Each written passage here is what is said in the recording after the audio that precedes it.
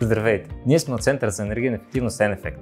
Аз съм инженер Александър Станков, а до мен е прекрасната архитект Ралица Йорданова. Здравейте от мен! Освен с цялостно обновяване до високи нива на енергийна ефективност или строителство на пасивни къщи, сградите може да постигне спестявания и с по-евтини локални мерки.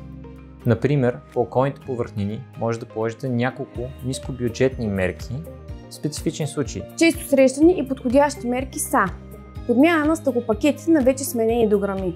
Ако дограмата е в сравнително добро състояние, но с обикновени стъкла на стъклопакетите, може да ги замените с тройни. Тройните стъклопакети най-добре е с две селективни стъкла и аргон, а още по-добре и с топли дистанционери. Ако обаче рамката на дограмата е тясна и не позволява монтаж на троен стъклопакет, е възможно да се монтира двоен такъв с селективно покритие, аргон и топли дистанционери. Тези мерки е добре да се комбинират с регулиране на дограмата, също известно като прогонване, и евентуално подмяна на уплътненията, ако се налагат такива намеси. Друга такава мярка е полагането на топлоизолация на тавански неотопляем и необитаем етаж. Това е много лесна мярка, която може да се изпълни и от собствениците, но има своите специфики и трябва да се внимава. Най-важното е да се положи пароизолация преди топлоизолацията. Друг често срещан проблем е прегряването на помещенията през лятото. Два са основните начина, с които можем да си помогнем в тези случаи. Първият е външно засенчване, било то с широколистни дървета от изток и запад, навеси от юг или специализирани сеници и щори. И вторият е нощно проветряване, когато температурата през нощта пада под 24 градуса. Вторият голям консуматор в сградата е горещата вода. В повечето случаи я произвеждаме с обемни бойлери с електрически нагревател. Това обаче е най-скъпия метод за производството, особено в големи сгради и в комбинация с рециркулационна помпа. Това е така по няколко причини. Обемните бойлери имат загуби на топлина, която се компенсира от нагревателя.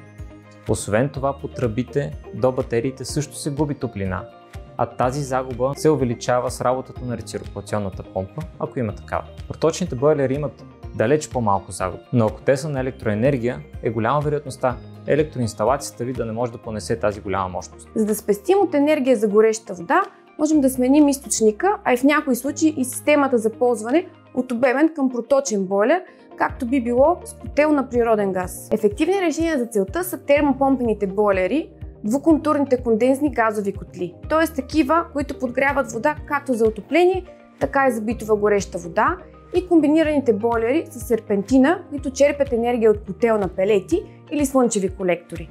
За да намалите сметката си за електричество от уреди и осветление, може да смените осветлението си със светодиодно, а по стълбищата, антретите и други помещения, които използвате за кратко, може да добавите и фотоклетки. При закупуването на нов уред от магазина трябва да се стремите да е с по-висок клас на ефективност. Затова трябва да гледате табелите с скала за енергопотребление на уреда, като се стремите уреда да е с близко до най-горните букви на скалата. На тези табели често има и средна прогнозна консумация, по която може да се ориентирате за годишния разход на енергия. При готвене може да спестите енергия, ако използвате тенджера под налягане.